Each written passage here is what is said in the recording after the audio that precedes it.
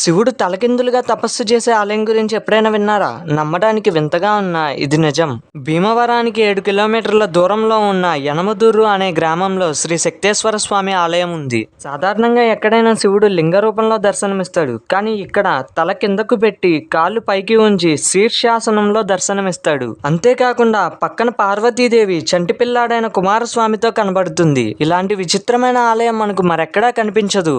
ఈ ఆలయానికి ఉన్న స్పెషాలిటీ ఏంటో తెలుసా?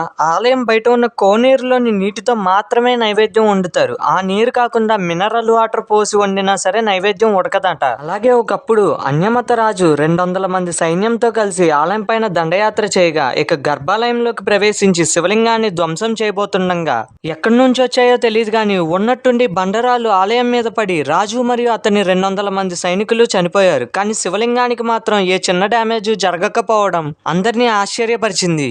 ఈ ఆలయం త్రేతాయుగం నాటిదని చెప్తారు.